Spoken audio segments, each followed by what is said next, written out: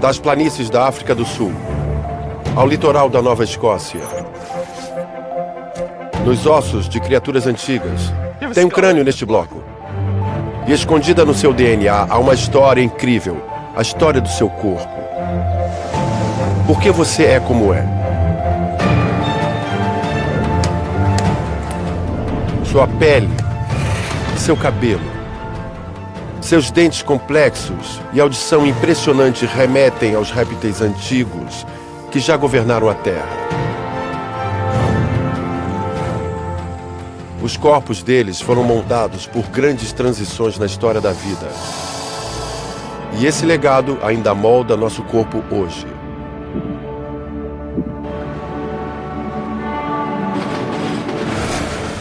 Meu nome é Neil Shubin. Como anatomista, enxergo o corpo humano de uma maneira diferente. Dentro de nós, vejo os vestígios dos animais do passado. Ancestrais que moldaram nossa anatomia de modo surpreendente. Prepare-se para uma viagem ao mundo antigo. Se você quiser saber por que tem essa aparência, está na hora de conhecer seu réptil interior.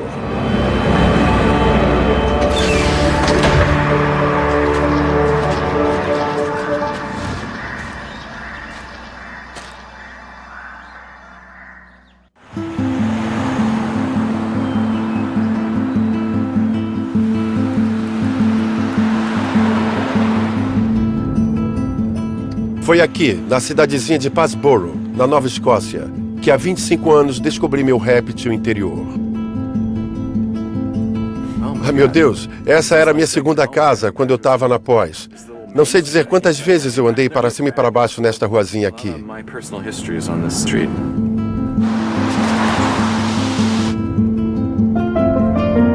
Muito da minha história foi escrita nessa rua.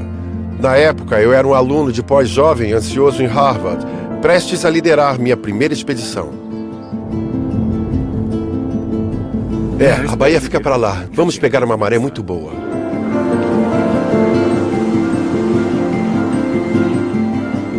São as marés enormes da Baía de Fundy que a tornam um lugar especial para procurar fósseis.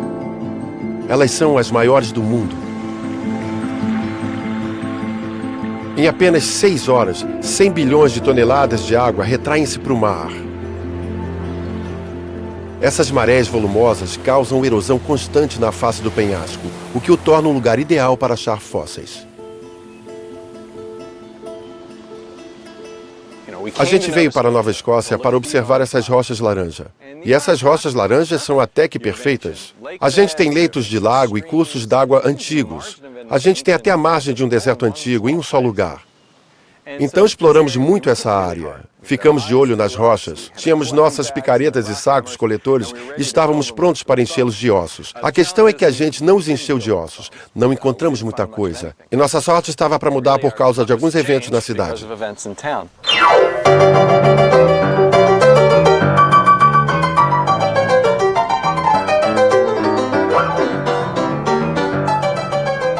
A descoberta aconteceu quando o presidente do Lions Club nos convidou para sermos jurados do concurso de beleza da cidade. Então, tínhamos que cumprir essa tarefa árdua.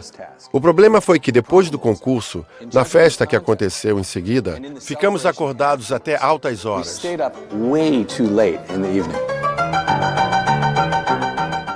E a gente teve que enfrentar as consequências no dia seguinte.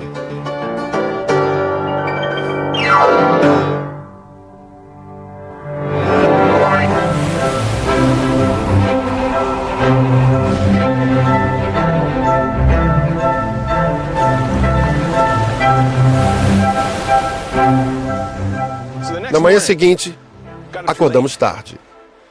A maré estava alta. E as marés são muito altas aqui. Por causa disso, a água acaba cobrindo as rochas. E nós vimos que estávamos presos. Estávamos cercados de rochas vulcânicas formadas por rios de lava. Ninguém em sã consciência procuraria fósseis aqui. Era um dia lindo, então a gente pulou as rochas. Não eram as melhores para fazer isso. Meu amigo tinha desaparecido. Aí ouvi a voz dele. Ele disse, Neil, é melhor você vir aqui e dar uma olhada nisso. Nunca vou esquecer essas palavras. Caramba, é aqui, quer dizer, está mais saliente. Foi em 1985. O que aconteceu foi que o Bill chegou num certo ponto e descobrimos que dentro desses basaltos havia sulcos desse arenito marrom. E dentro desse arenito marrom havia ossos. À medida que removíamos a rocha, descobrimos vários fósseis. Havia ossos da perna, dentes e até mandíbulas. Esse lugar continha milhares de ossos de um período importante da nossa história. Achamos várias coisas, mas a joia está aqui. Esta é uma mandíbula superior. Aqui é um canino, e há vários outros dentes ao lado dele. Esses dentes, com 200 milhões de anos, pertenciam a um Triteledontídeo. Pode parecer um animal insignificante, mas ele é diferente de qualquer ser vivo hoje. O que temos aqui é um animal único, com uma combinação de características únicas. Parte réptil, parte mamífero. Vemos isso no crânio, mandíbulas, nos membros, praticamente em toda a sua anatomia. É uma criatura no ápice da transição de réptil para mamífero.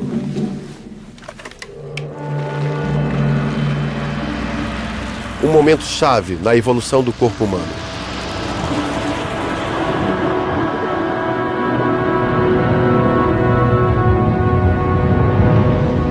Traçando sua ancestralidade, você vai encontrar um parente distante. Um ser parecido com um peixe que foi da água para a terra há cerca de 375 milhões de anos. Esses animais deram origem aos anfíbios e, mais importante ainda para a nossa história, aos répteis. Com o tempo, uma linhagem de répteis originou os mamíferos e os humanos depois. Mas não pense que isso foi fácil. Nossos ancestrais répteis passaram por muita coisa. Eles colonizaram uma terra hostil.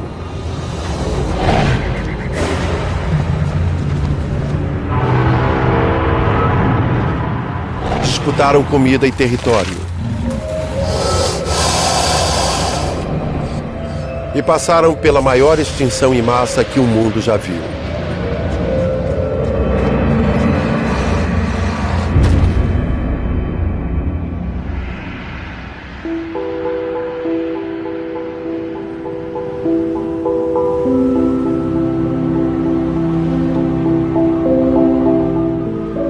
Nossa vida hoje está muito longe dessa história.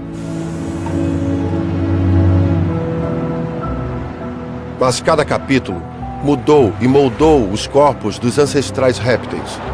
E ainda podemos ver esses traços no nosso corpo.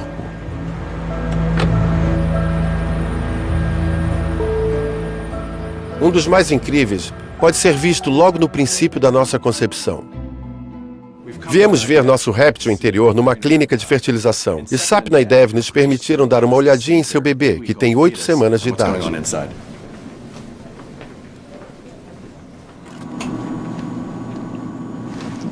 Vamos diminuir a imagem um pouco. Olha só, são 2. São gêmeos. Não falei que nossa vida ia mudar? Nas primeiras semanas, é como se o embrião fosse uma máquina do tempo que revelasse nossa história evolutiva. Essa é a cabeça, esse é o coração e essa é a cauda. E esse é o saco vitelínico. Deixa eu ver. Ah, nossa, gente, eu não pensava nisso para os humanos. A gente pensa na gema dos ovos. Ovos de galinha. É ovo branco ou caipira? É orgânico. Orgânico, exatamente. O saco vitelínico não parece algo humano, mas temos essa estrutura na fase inicial, e ela fica cada vez menor à medida que o embrião se desenvolve. Não tem gema dentro, Ele resta da época em que nossos ancestrais botavam ovos. E não foi só isso que deixaram para nós.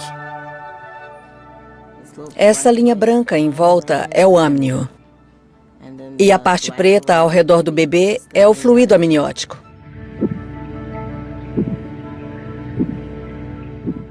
O amnio forma um saco de fluido que protege o embrião.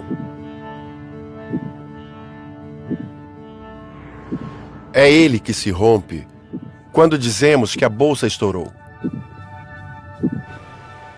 Esse pequeno tecido representa algo que aconteceu há centenas de milhões de anos e nossa ligação com um dos maiores eventos da história da vida.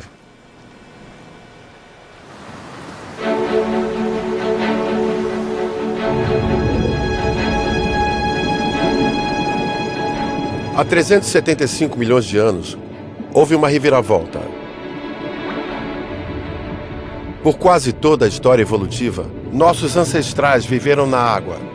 Era onde se alimentavam, procriavam e botavam seus ovos. Mas quando os primeiros vertebrados se aventuraram em uma terra estranha, tiveram de enfrentar um grande desafio. Como impedir que seus ovos secassem? Os anfíbios resolveram isso voltando para a água para botar os ovos. Os répteis criaram uma solução mais radical. Um novo tipo de ovo. Os embriões foram envolvidos pelo amnio, um saco de fluido, e depois cobertos por uma casca protetora. Assim, podiam botar os ovos na margem e começar a invadir a terra. Essa inovação deu espaço para tipos de animais totalmente novos.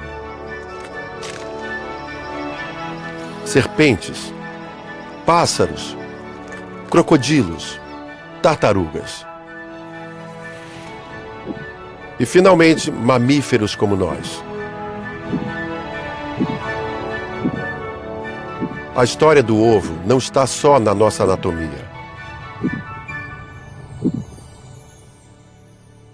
Está também nos nossos genes. É incrível como dá para ver as mudanças nos genes. Você pode comparar o genoma de um humano com o de um réptil e com o de uma galinha. E você pode se perguntar no que são iguais e no que são diferentes. E os pesquisadores fizeram isso. Eles procuraram o gene que produz a gema do ovo. Répteis e pássaros têm vários desses genes que produzem porções de proteína para alimentar o embrião. E adivinha, o que os pesquisadores viram nos humanos? Viram que também temos esses genes, só que não são mais genes funcionais. Estão apagados, estão inativos. Isso aconteceu porque nossos ancestrais pararam de contar com a gema para nutrir os embriões. Os genes começaram a se deteriorar e pararam de produzir a gema. Mas eles estão enterrados no nosso genoma, como se fossem fósseis. Então, o que os genes, o DNA, nos dizem é que viemos de um animal que botava ovos. Somos parentes dele, somos parentes dos répteis e carregamos em nós a assinatura genética desse passado oval.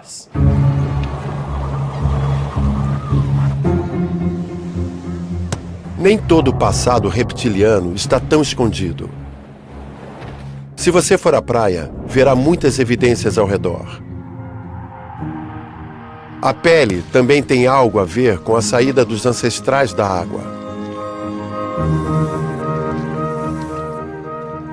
Para combater o ar seco na Terra, eles criaram um novo tipo de pele. Eles criaram camada após camada de células mortas, formando uma barreira impermeável. Quando uma cobra troca de pele, dá para ver bem essas camadas.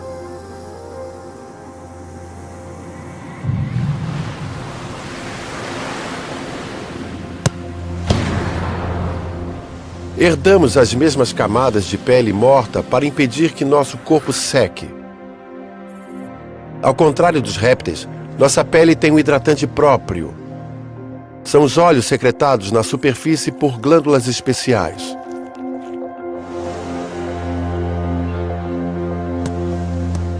É por isso que nossa pele é macia e a dos répteis é seca.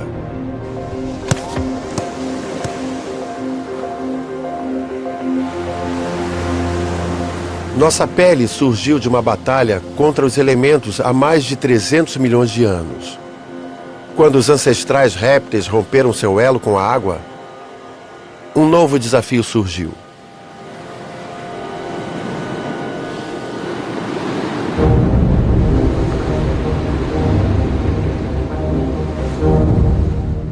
A costa sul-africana tem uma das paisagens mais dramáticas do planeta. Mas para pesquisadores, a melhor parte é dentro das rochas.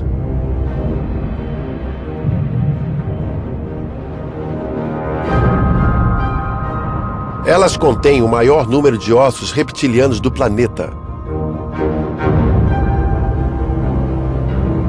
No outro lado dessas montanhas, há uma paisagem desolada que se estende por milhares de quilômetros.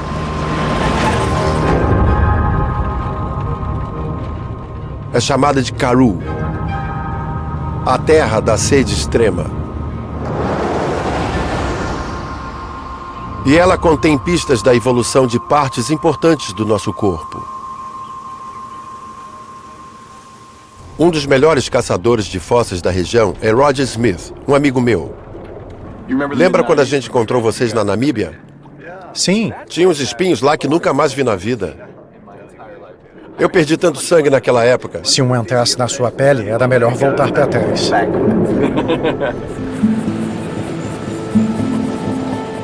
Dá pra ver que o Roger adora esse lugar. Se você passar mais de 5 minutos com ele, vai perceber que ele vive, come, dorme e bebe por todas essas rochas. E é uma paixão contagiante.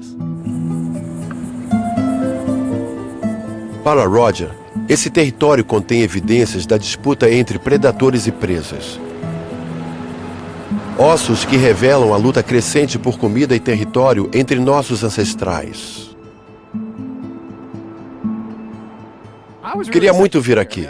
Estudei esse lugar por boa parte da minha carreira, por várias décadas. Eu esperava ver um deserto vasto, sabe, com belas exposições de rocha. Então, quando vim aqui a primeira vez, fiquei meio decepcionado. E vi toda essa vegetação, não tinha muitas rochas. Não era o que esperava.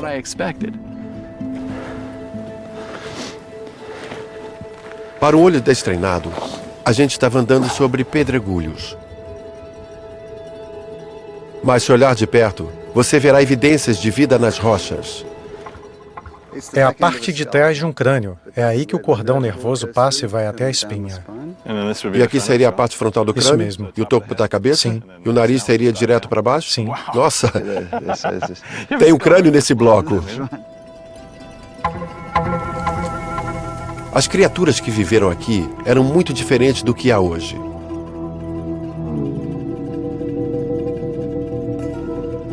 Pareciam répteis, mas também tinham traços de mamíferos.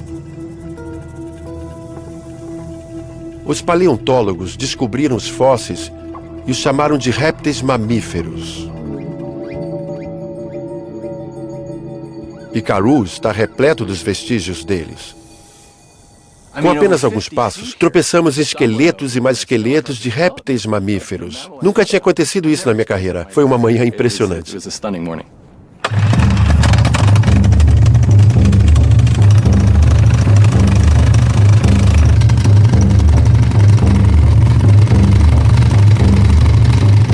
Os fósseis achados aqui revelam as principais mudanças no corpo dos répteis mamíferos.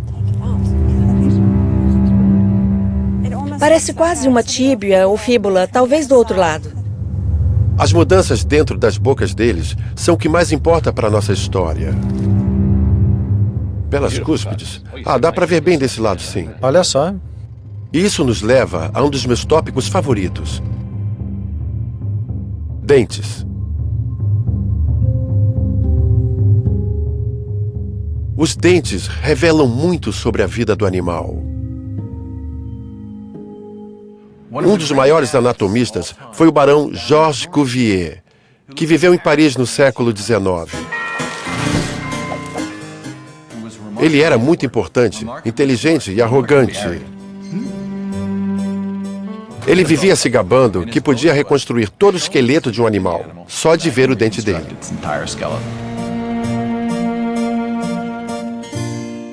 E ele quase sempre acertava. Aqui está um dente. Ele é enorme, veio de um animal grande. Topo plano. O animal come plantas. Que animal grande come plantas? O elefante. Olha outro. Caninos grandes, dentes afiados atrás. Esta criatura foi feita para comer carne. É um leão. Os dentes respondem muita coisa sobre a biologia básica dos seres. Eles nos dizem o que os animais comem, como se parecem. Mas podem fazer muito mais. Eles esclarecem mistérios que Cuvier nem imaginava poder saber. Os dentes são janelas para o passado que mostram como nossos ancestrais viviam e evoluíram. Roger quer me mostrar um espécime que tem mais de 250 milhões de anos. Uau, olha só. Que feroz, olha os dentes. Este é um gorgonopsídeo. É o carnívoro daquela época. Nossa, os dentes dele têm muita história. Com certeza, é verdade. Os gorgonopsídeos lembram um pouco o T-Rex, mas viveram milhões de anos antes dos dinossauros. Um tipo de fóssil como esse mostra exatamente como ele vivia, o que fazia. Essa criatura não estava de brincadeira. Sem dúvida. Os gorgonopsídeos eram predadores ferozes com dentes muito bem elaborados.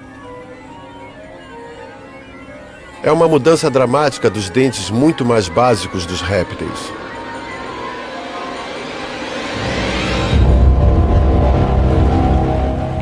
A maioria dos répteis tem dentes afiados e muito semelhantes. Eles só servem para uma coisa: morder. Não conseguem cortar nem mastigar. O animal arranca pedaços e os engole inteiros. Os gorgonopsídeos e seus primos tinham dentes bem diferentes. Em comparação aos répteis anteriores, não havia diferença entre incisivos e caninos. Mas o alongamento do canino é algo particular dos mamíferos. E os dentes frontais eram como agulhas unidas, muito bem adaptados para cortar carne. É aqui que dá para ver a diferença na fileira de dentes. Todos têm quase a mesma forma, mas são de tamanhos diferentes, têm funções diferentes.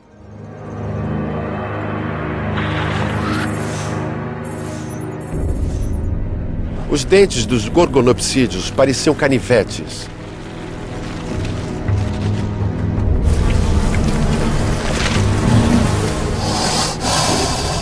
Caninos gigantes para perfurar a pele dura, incisivos para tirar a carne da carcaça.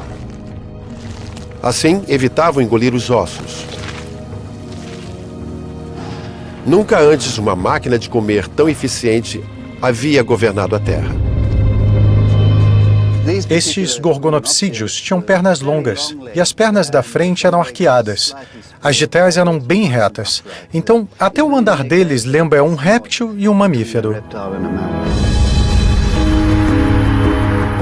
Por milhões de anos, os dentes de trás também se especializaram.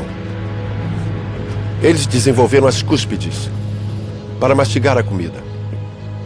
Isso melhorou a digestão e garantiu mais energia para caçar a presa. Essa inovação foi a precursora dos molares que existem na nossa boca hoje.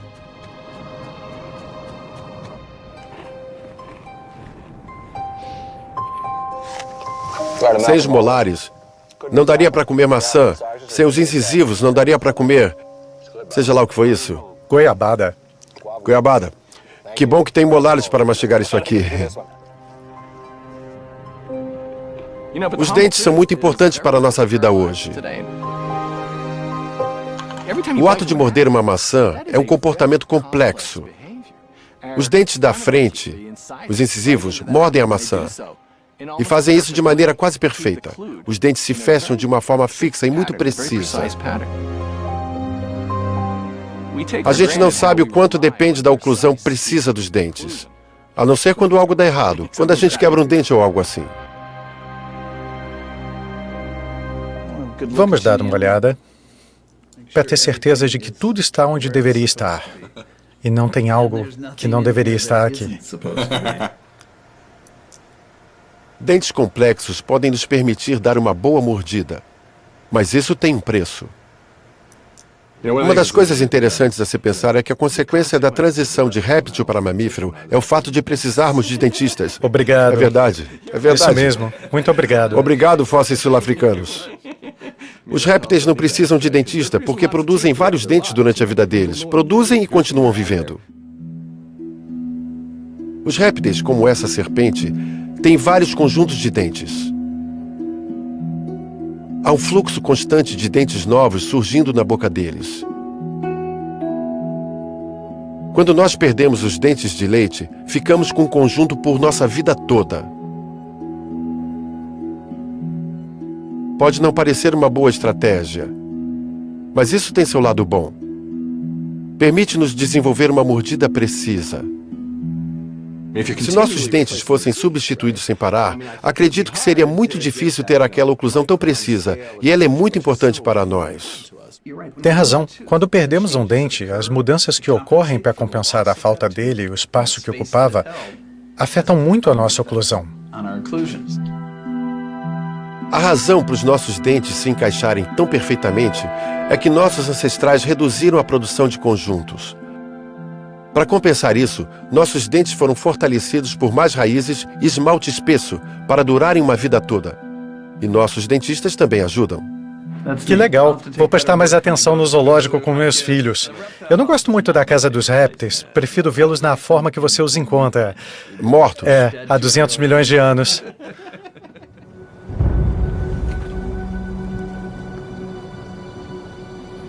Para meu dentista, as histórias de Roger sobre o Karoo seriam um pesadelo.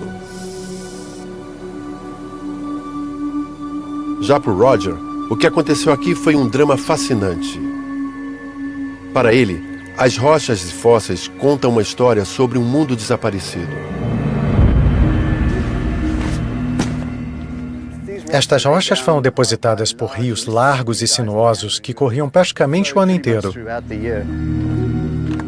No passado, essa paisagem era muito diferente.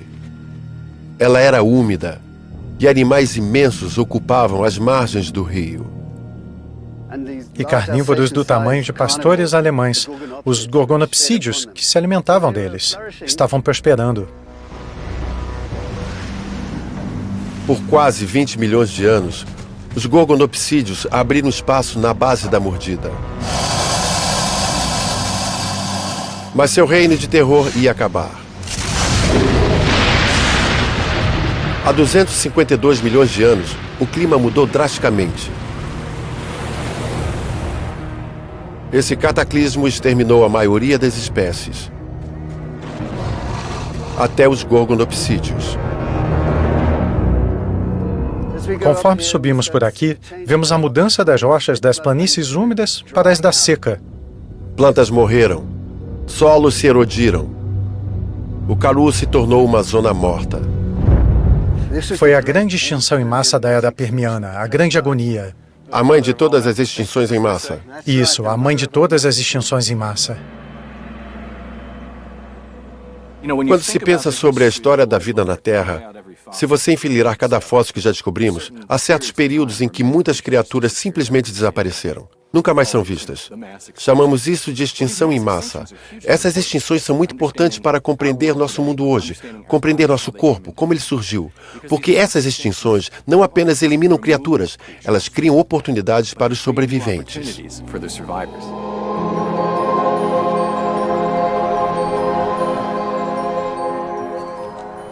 Nem todos nossos parentes foram eliminados pela extinção permiana. Os fósseis nos mostram que alguns sobreviveram na superfície e outros foram para o subterrâneo. Neil, dá uma olhada aqui. Estamos escavando uma toca. Era originalmente um buraco na planície antiga, cavado por um desses animais. E ela se encheu de areia, que está solidificada agora. Chamamos isso de molde de toca. Que legal!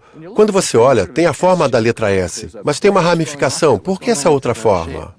Bom, aqui é a entrada. Graças aos animais modernos que fazem tocas, sabemos que as câmaras laterais são usadas como latrinas ou locais para guardar dejetos. Que higiênico! Me impressionei.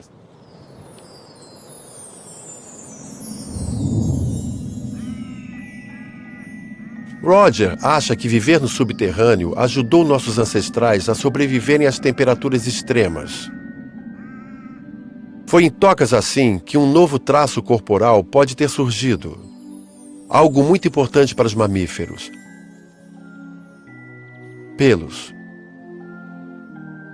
Os pelos raramente se fossilizam, mas Roger vê uma evidência inegável nesses escavadores antigos, que explica como evoluíram. Ah, que lindo! 2 espécimes? São 2 trinaxodons jovens. Simplesmente lindo. Sabe como você tem sorte de encontrar coisas assim? Foi sensacional achar isso. A maneira como se alinham. Esse está perfeitamente curvado e esse está reto. Parece até que a toca desmoronou sobre eles e os preservou dormindo ou hibernando. O que você sabe sobre a biologia desses animais com base no que estamos vendo aqui, os esqueletos? Seus dentes mostram que se alimentavam de insetos, besouros, baratas, coisas do gênero. Eles têm olhos grandes. Então deviam ser animais noturnos, ou talvez saíssem de sua toca de manhã e no final da tarde para caçar insetos. Pelos? Essa é a pergunta importante. O Trinaxodon tinha pelos? Preferimos não reconstruí-lo com pelos no corpo todo. Mas temos evidência deles ao redor da face, bigodes, ao redor da mandíbula inferior e na maxila, bem aqui. Então era um órgão sensorial e não de regulagem térmica. Esses buracos no crânio sugerem que o Trinaxodon tinha bigodes, como os cães e os gatos. E, embora não possamos ter certeza, não há evidência de pelos em outros lugares de seu corpo. Então ele não tinha pelos, só o bigode. Isso mesmo, um animal meio a meio. Se voltarmos no tempo e formos ao subterrâneo, veremos que os pelos evoluíram como órgãos sensoriais. Bigodes ajudavam o Trinaxodon a percorrer a toca. E quando ele saía no fim da tarde, usava-os para andar no escuro. Acredita-se que, em milhões de anos, nossos parentes distantes criaram mais e mais pelos. E cerca de 50 milhões de anos após o Trinaxodon, começaram a usá-los com outro propósito: se aquecer.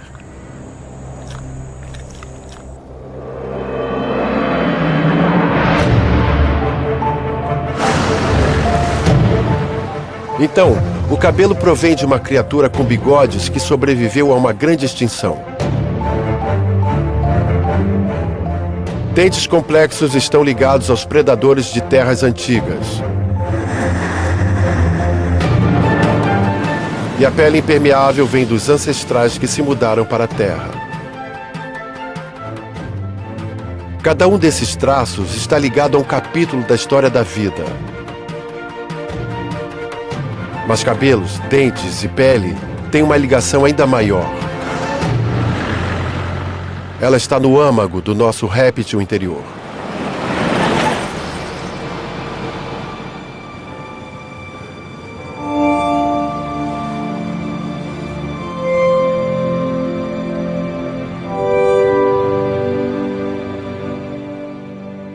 Abigail Tucker é uma cientista de Londres que está decifrando essa história antiga.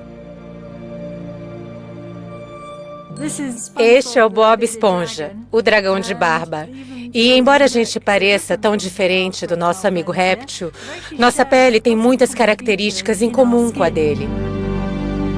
A pele não é só uma cobertura. dela nascem partes diferentes, como pelos, dentes, garras e escamas.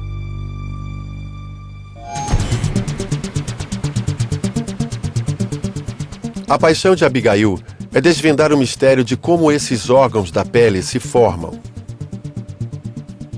Veja o dente, por exemplo, de um embrião de rato. Ela corta uma porção do tecido da pele e da mandíbula inferior, que eventualmente se tornará um dente. Precisa ter mão firme para esse tipo de trabalho.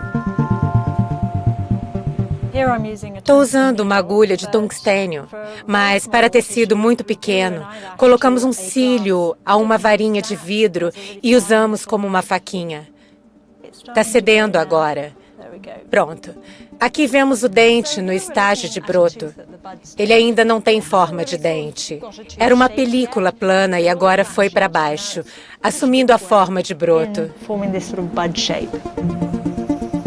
Após colocar o broto de dente na incubadora, ela observa seu crescimento.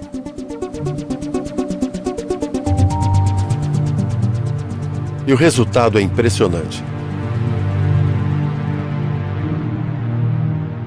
A pele dobra sobre si mesma, como um origami. E agora dá para ver que um dente se formou. E não qualquer um. É um molar, com várias cúspides se desenvolvendo aqui. E o dente é só o começo. Os órgãos da pele, como pelo e glândulas, se formam assim, de dobras simples para tecido.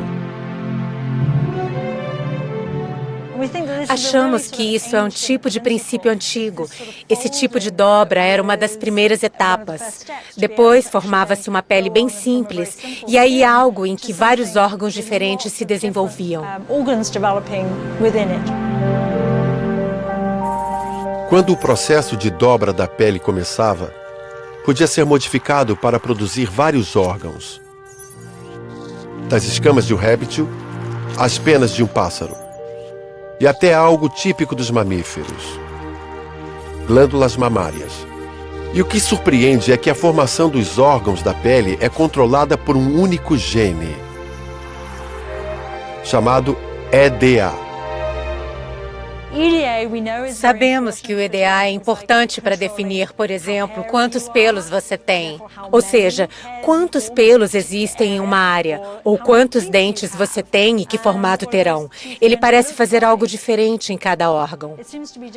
Mas é absolutamente essencial em todos eles.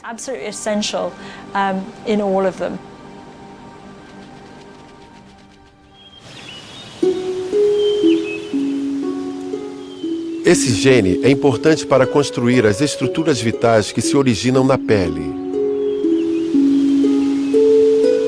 E se quiser saber como o EDA é poderoso, veja o ator Michael Berryman. O que quero saber é, como foi participar de Star Trek? Demais. Fui o primeiro boliano. Pele azul? Temos uma mutação incrível. Michael interpreta monstros e aliens em filmes de ficção científica. Ele tem uma mutação rara no EDA que impediu que órgãos da pele se desenvolvessem direito. Passei pela experiência muito cedo. Percebi que tinha um problema na pele. Por exemplo, sem unhas. Tem duas aqui. Outras aqui, aqui, outras aqui e aqui. As outras não se desenvolveram. Haviam áreas de carne exposta, não tinha pele nenhuma sobre ela. E também percebi que não tinha dentes. Precisei remover os que tinha, sempre usei dentadura. Isso também impede o meu corpo de dissipar calor, o que é muito grave. Quer dizer, você é ator, fica sob luzes quentes. O que você faz? Atuar foi algo secundário à minha profissão de escolha, no setor de alimentos e bebidas. Eu tinha um restaurante e eu ia me tornar um chefe. Percebi que logo eu ia ficar com hipotermia. Então, o único jeito que conseguia dissipar o calor do corpo era fisicamente. Quer dizer, precisava entrar num freezer. Nossa! E respirar lentamente para resfriar o sangue no pulmão. Sem glândulas sudoríparas, unhas e cabelo? Dentes. Dentes? São todos órgãos da pele. Você entende muito bem como a pele é importante. Eu gosto quando é saudável. O problema de Michael mostra o papel crucial do EDA na formação do corpo. Quando observamos a evolução, não herdamos estruturas de nossos ancestrais. Quer dizer, não herdei um cotovelo do peixe que encontramos no Ártico. O que herdamos são os processos de desenvolvimento, os genes, os processos de fabricação desses órgãos. E o EDA foi uma parte importante da nossa história evolutiva.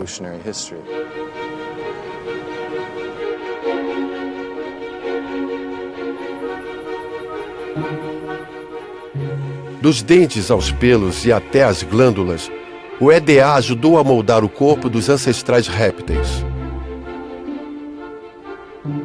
E a cada mudança, ficaram mais parecidos com os mamíferos.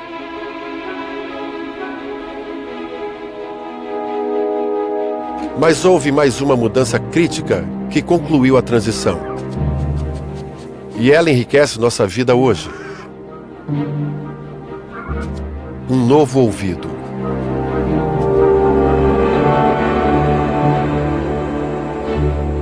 A anatomia auditiva dos mamíferos é única. Você não verá orelhas nos répteis. Nossa audição é extremamente sensível e nos permite captar vários tipos de sons. De guinchos agudos a chamados distantes. E o segredo dessa sensibilidade incrível está nos menores ossos do nosso corpo. Esses são os ossos do nosso ouvido médio. Todos os mamíferos, incluindo os humanos, têm esses 3 ossos dentro do crânio. E o que eles fazem é formar um sistema de alavanca, que transforma a vibração do ar em um som que o sistema nervoso perceba. Como os mamíferos, temos 3 desses ossos no ouvido médio, mas os répteis têm um só. Os 2 ossos extras, martelo e bigorna, permitem ampliar os sons que chegam ao tímpano. Um dos motivos pelos quais nossa audição é melhor que a dos répteis. Isso cria um enigma simples, mas extraordinário. Como nossa audição aguçada, que usa 3 ossos, surgiu dos ancestrais répteis, que usavam apenas um. Cientistas estão fascinados pelo mistério há quase 2 séculos. E um deles é minha ex-aluna, Karen Sears. Essa é a cuíca de rabo curto.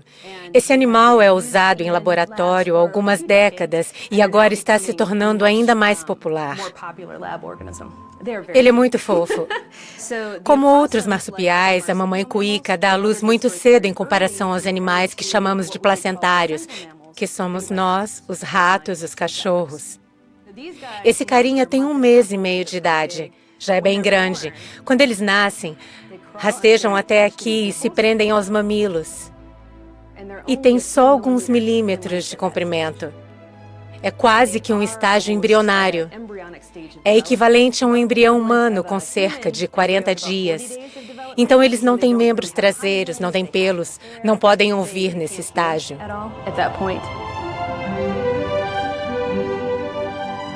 Eles nascem 2 semanas após o acasalamento. E Karen pode ver como os ossos do ouvido se formam em cada estágio, do embrião ao adulto. Para expor os ossos, ela faz uma eutanásia no animal. E usa as larvas de um besouro necrófago para remover o tecido. Essas larvas são usadas em laboratórios e museus do mundo todo. Elas completam seu trabalho em cerca de 24 horas.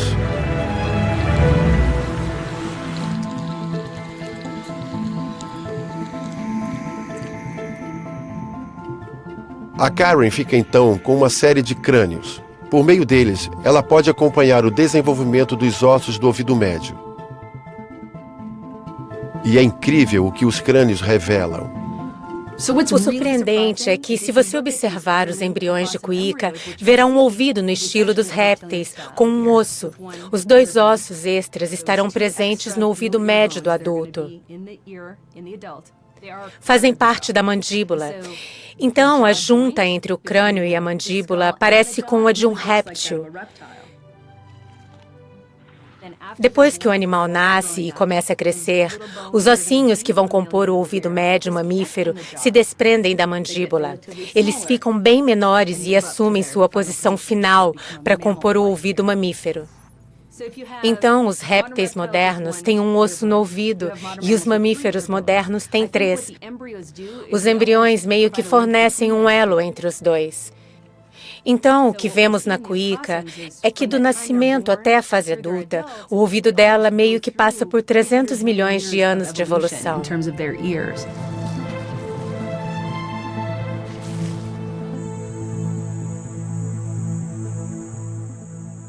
Como sabemos que os ossos que usamos para ouvir vieram dos que os répteis usavam para comer?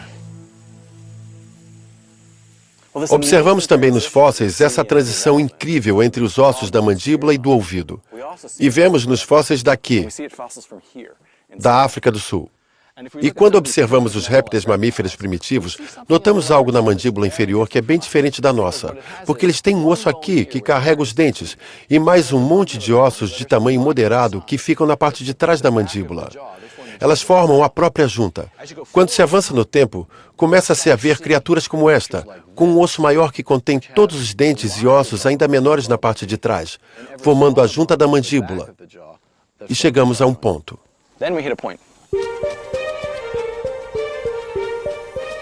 Quando se chega aos animais que viveram há 200 milhões de anos, ou seja, são fósseis mais recentes, descobre-se que eles formavam uma junta diferente. Isso aconteceu porque o osso que contém os dentes ficou tão grande que encostou no crânio.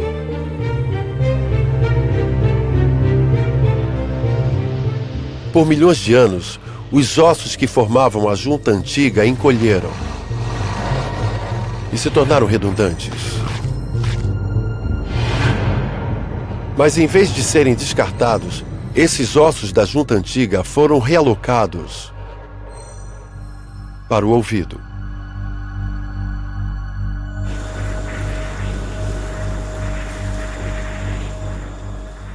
É difícil saber quando essa transição aconteceu. Os ossos pequenos do ouvido ficavam soltos no crânio e raramente são encontrados junto com o corpo. Recentemente, uma descoberta fascinante foi feita em outro lugar.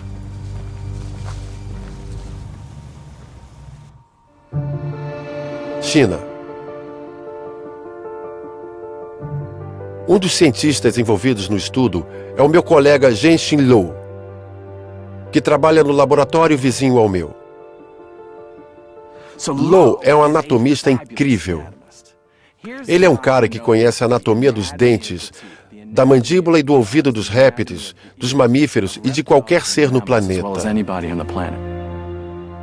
E consegue trabalhar com espécimes bem pequenas.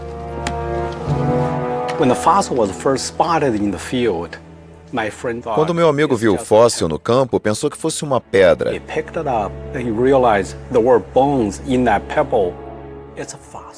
Ele a pegou e percebeu que havia ossos nessa pedra. Era um fóssil. Após uma análise, vimos que era um fóssil de um mamífero e está relacionado à origem de todos os mamíferos. Chamaram-no Hardocrodium. Com uma impressora 3D, Lou fez uma réplica ampliada do crânio.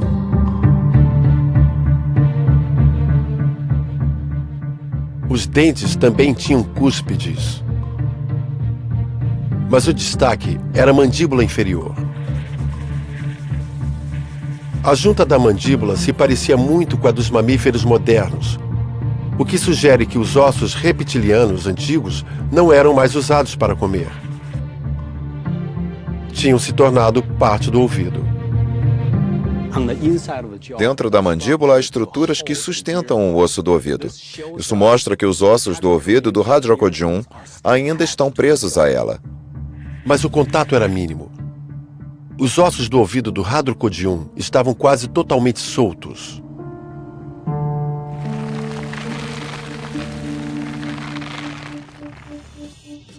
Essa criatura de 195 milhões de anos, um pouco maior que um clipe de papel, deu um grande passo em direção ao ouvido de hoje.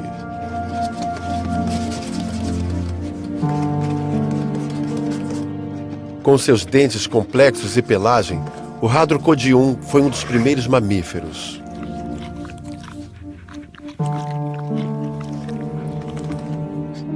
E ainda havia uma surpresa. Outro traço mamífero importante dentro do crânio.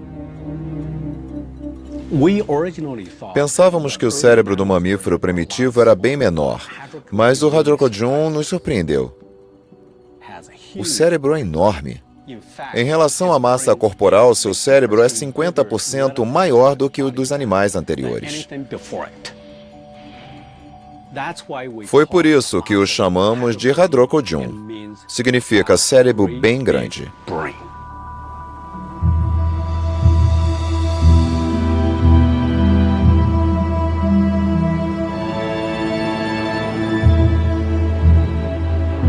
A pergunta é: por que nossos ancestrais precisaram de um cérebro tão grande? Afinal, não construíram cidades nem liam Shakespeare. Há 195 milhões de anos, um cérebro grande ajudava a sobreviver às noites perigosas.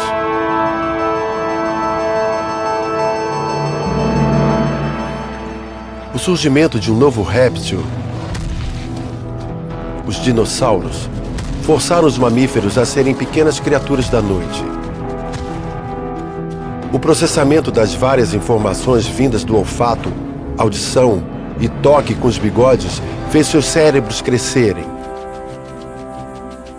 Eles caçavam no escuro e se escondiam na toca de dia. Muitos deles viveram assim por mais de 130 milhões de anos. Apenas quando os dinossauros foram vítimas de outra extinção em massa, há 65 milhões de anos, é que os mamíferos prosperaram.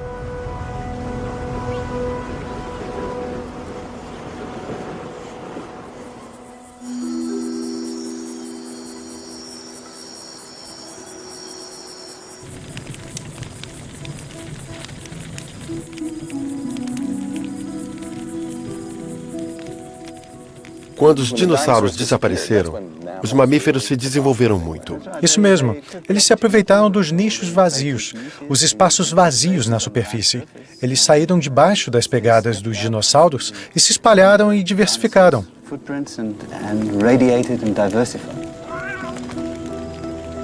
Então, sendo sincero, não estaríamos aqui se não fosse pela extinção dos dinossauros, né? Verdade. Os primeiros mamíferos eram pequenos. Mas no corpo deles também existe uma história incrível.